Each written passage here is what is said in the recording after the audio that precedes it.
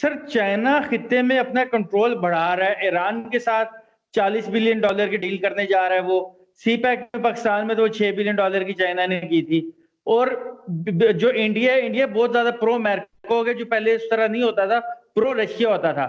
Sir ये changes आ रही है हमारे रीजन में, इनको आप कैसे देखते हैं?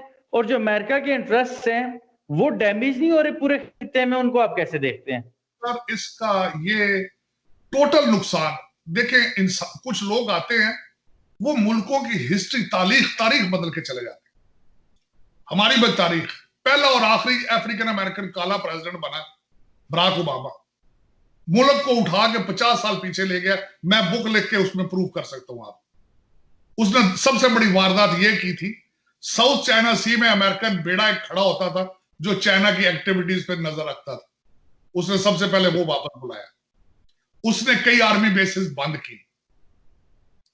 उसने सीरिया में रेड लाइन ड्रा करता रहा, डिलीवर कुछ ना कर सका।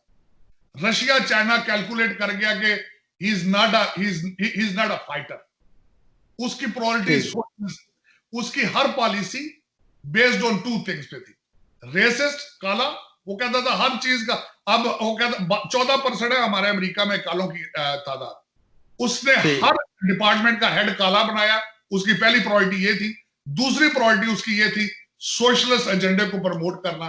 तीसरी प्रायोरिटी थी हर स्टेट में मरवाना, चरस को लीगलाइज करना। पांचवी उसकी प्रायोरिटी थी एलबीजीटी कम्युनिटी, लिस्बियन और गेज को प्रमोट करना। उसने रशिया और चाइना को दिया फ्री हैंड। चाइना चला गया, साउथ चाइना सी में उन्होंने बैरकें बना ली। वहां पे जापान और कोरिया को उन्होंने तंग करना शुरू कर दिया। नॉर्थ कोरिया पे हाथ रख लिया उन्होंने। दूसरी वारदात सी पैक की डाली उन्होंने। सी पैक पाकिस्तान के लिए नहीं सर, 65 मुल्कों को लपेट में लेने के चक्कर में है। 2, उन्होंने श्रीलंका को कर्जा दिया, उनसे उनकी पोर्ट ही छीन ली है। अब आपकी ग्वादर पे नजर है उनकी, ये आपसे पता नहीं कब छीनेंगे वो। बल्कि छीनना क्या है, मुझे कल किसी ने बताया कि तकरीबन 11,000 लड़कियां इस वक्त चाइना खरीद के ले जाके प्रोस्टिट्यूशन पे लगा दी गई। आपके हर शहर में स्कूल खोल दिया गया है चाइनीज जबान सीखने के लिए। हर शहर में बैंक ऑफ चाइना की दुकान खोल दी गई, ब्रांच खोल दी गई। अब इन हालात में, और इनमें नहीं है, अब वो बांग्लादेश में भी गया, अब भूटान में भी गया, नेपाल में भी गया। उसमें कसूर चाइना का नहीं है, अमेरिकन का है, बराक ओबामा का कसूर है। उसने ग्रिप लूज की है। और ये दोनों, रशिया ने निकल के सीरिया में नेवल बेस बना ली है। वो यूक्रेन और क्रीमिया में जाके यूरोप को थ्रेट करना शुरू कर दिया है। उसने जर्मनी के साथ, जहां अभी तक जर्मन हमारी अमेरिकन आर्मी बैठी है, उनके साथ एनर्जी का कॉन्ट्रैक्ट है उनका।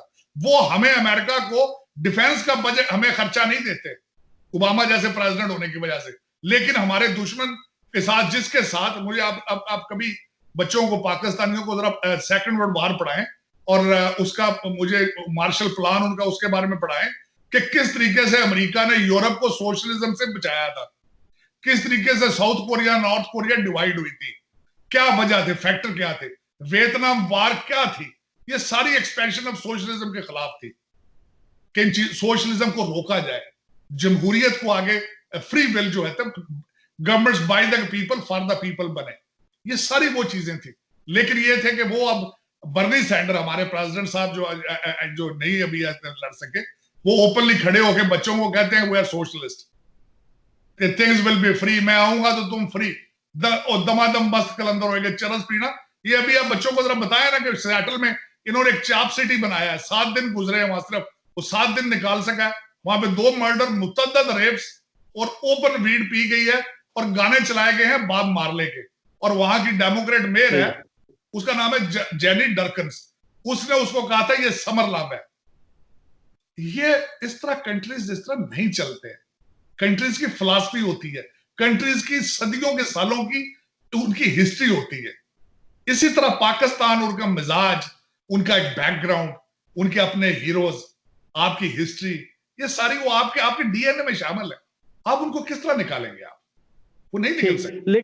लेकिन सर चाइना के वाले से बात की, डोनाल्ड ट्रंप साहब चाइना पर गरजते तो बहुत हैं, लेकिन हमें कभी बरसते हुए नजर नहीं आए। इसकी क्या वजह है? सर बरसेंगे, उसकी वजह क्या है? बरसेंगे, बरस रहे हैं। आप किस तरह कह रहे हैं नहीं बरस रहे? टैरिफ वार तो चल रही है, टैरिफ तो अभी तक उनके हाथ मार्केट पे लगा हुआ है।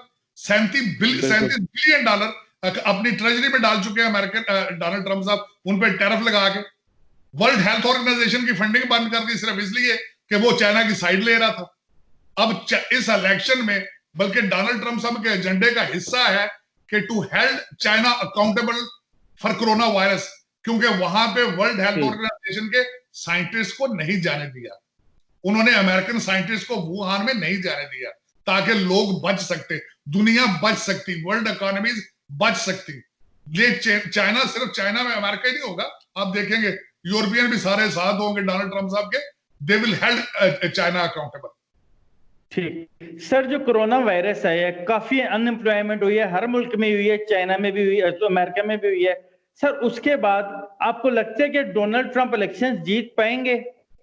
देखिए, और इसका अगर सबसे ज्यादा किसी को नुकसान हुआ तो कहा जा रहा है डोनाल्ड ट्रंप को शायद सबसे ज्यादा नुकसान हो रहा है इस वक्त कोरोना वायरस की वजह से। पाकिस्तान चाइना के साथ होना, उनका सी पैक बनाना, आपके मीडिया का ये एजेंडा है। और हर मेरा दोस्त एंकर बैठ के ये कहता रहा कि अमेरिका टूट चुका है, टुकड़े टुकड़े हो रहा है।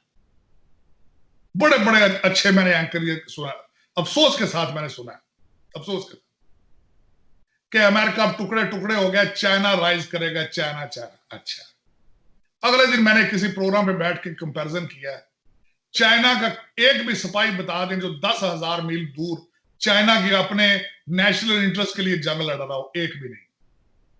चाइना की कोई आर्मी बेस चाइना से बाहर सिर्फ एक है, जिबूती अफ्रीका में। चाइना के शिप कैरियर कितने हैं? सिर्फ 2, तीसरा अभी बन रहा है। अमेरिका के कितने हैं? 44, 44 जो अभी चल रहे हैं, हर एक के ऊपर 60 से 80 F-16 है। फॉरेन कंट्रीज में आज तक अमेरिका जहां गया वहां से नहीं निकला, चाहे इटली हो, जर्मनी हो, कोरिया हो, जापान हो।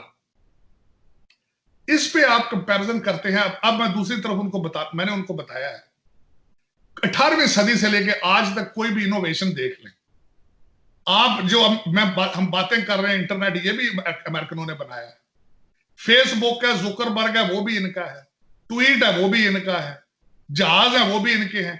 18वीं सदी के शुरू में 4 चीजें अमेरिका ने दी थी पूरी दुनिया को, उसमें स्टील है, पेट्रोल है, बैंकिंग सिस्टम है, सब दुनिया इस पे चल रही है। आप उस कौम को कह रहे हैं कि वो इतने में टुकड़े टुकड़े हो जाएगी। आपने एक भी, मैं चैलेंज करता हूं, आप अभी मेरे सामने बैठे हैं, आपने एक भी ब्रांड चाइना का नहीं पहना हुआ जिस्म पर, आप एक भी ब्रांड अपनी डेली बेसिस पे यूज कर रहे जो चाइनीज मेड हो। आप आईफोन बनाने वाले को अप्रिशिएट करेंगे या आईफोन की कॉपी करने वाले को अप्रिशिएट करेंगे? इनोवेशन, अमेरिका का सीक्रेट इनोवेशन है। इस वक्त डोनाल्ड ट्रंप साहब ने वाहिद एक प्रेसिडेंट है जिन्होंने स्पेस आर्मी बना दी, किसी और मुल्क ने अभी तक नहीं बनाई। तो उस मुल्क को आप कहते हैं टुकड़े टुकड़े। अब मैं आना चाह रहा था इलेक्शंस पे, मैं सिर्फ ये क्वेश्चन मार्क आपसे पूछूंगा, कोरोना के बाद, इन दंगों के बाद, ये जो लूट मार है, पार्टी समरलाप, इसके बाद बैलेट पे एक चीज होगी कि इन सारी चीजों के बाद इकोनॉमी कौन इंप्रूव कर सकता है। एक तरफ डोनाल्ड ट्रंप साहब, pre corona 3.4% unemployment, $37 billion China से, फॉरेन पॉलिसी, जॉब्स, सारा कुछ, वर्सेस अब चले जो बाइडेन पे। जो बाइडेन साहब के पास 48 इयर्स का एक्सपीरियंस है पॉलिटिक्स का। मैं सबसे पहले आपके बच्चों को यह बताना चाहूंगा, जमहूरियत पब्लिक सर्विस है, प्रोफेशन नहीं है। उन्होंने प्रोफेशन बनाया है, नंबर 1। दूसरे नंबर पे वो वकील हैं, उन्होंने आज तक ना जिंदगी में कुछ जॉब क्रिएट की है ना होते देखी है। चौथी बात, उनके बच्चे की करप्शन यूक्रेन और चाइना से पकड़ने की कोशिश की, जिस तरह पाकिस्तान में होता है। जिस वक्त पीपल्स पार्टी नवाज शरीफ की करप्शन को पकड़ते हैं, जमहूरियत खतरे में। यहां डोनाल्ड ट्रंप साहब ने उनकी करप्शन पकड़ने की कोशिश की, उन्होंने इंपीचमेंट शुरू कर दी। पढ़ा लिखा। अब चौथी बात, आखिरी, इस वक्त दंगा मुश्ती हो रही है यहां पे अमेरिका में। क्यों हो रही है? लोग कोरोना से बोर हो चुके हैं, लोगों पास पैसे हैं क्योंकि गवर्नमेंट घर बिठा के पैसे देती रही है, कॉलेज बंद है, स्टूडेंट फारिग है, उनको पार्टी चाहिए। जिस तरह के वो आपको डेमोक्रेट मेयर कह चुकी है समरलव, वो इकट्ठे होते हैं, शराबें पीते हैं, वो अपने गांजे पीते हैं और उसके बाद ब्लैक लाइव मैटर और अंतीफा करके घर चले जाते हैं। मेरा ये क्वेश्चन मार्क है। और शर्टें उतार के फिरते हैं।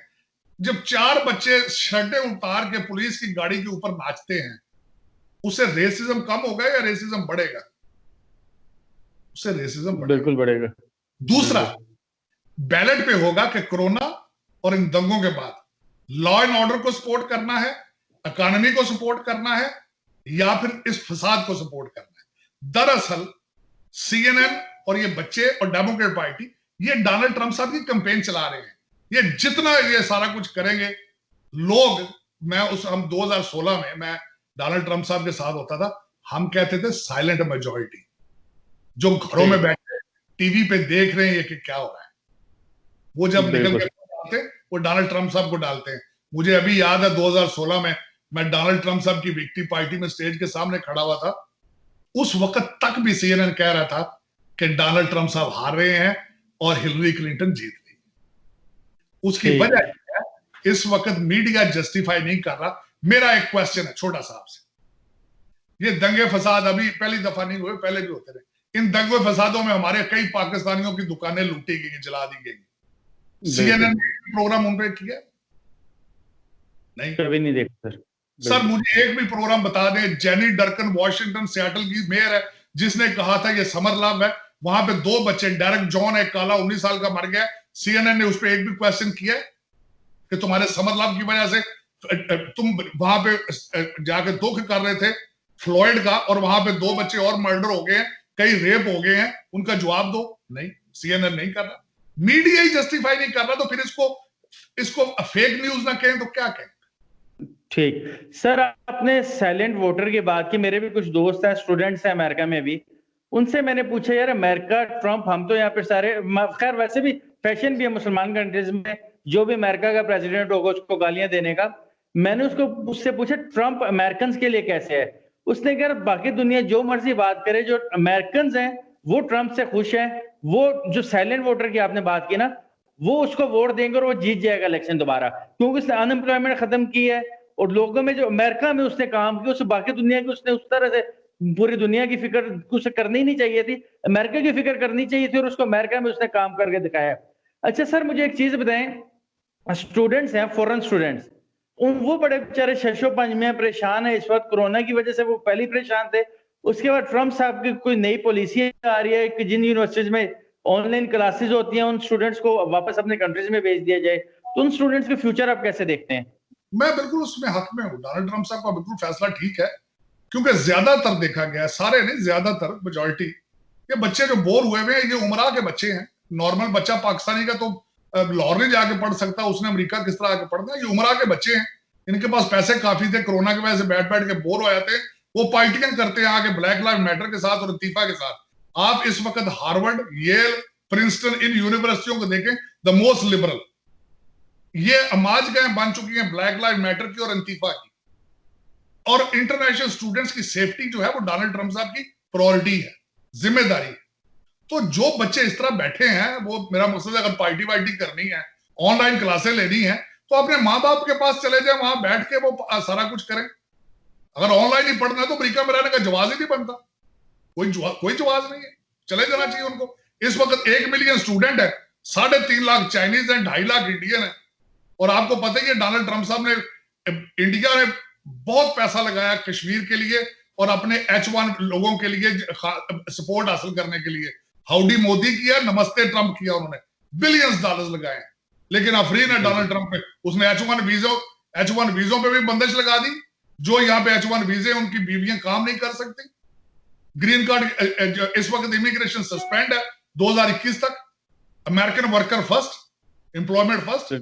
अमेरिका का प्रेसिडेंट है वो, चाइना और इंडिया के प्रेसिडेंट थोड़ी है। ये आप इस तरह तो नहीं कह सकते। क्यों उन्होंने की?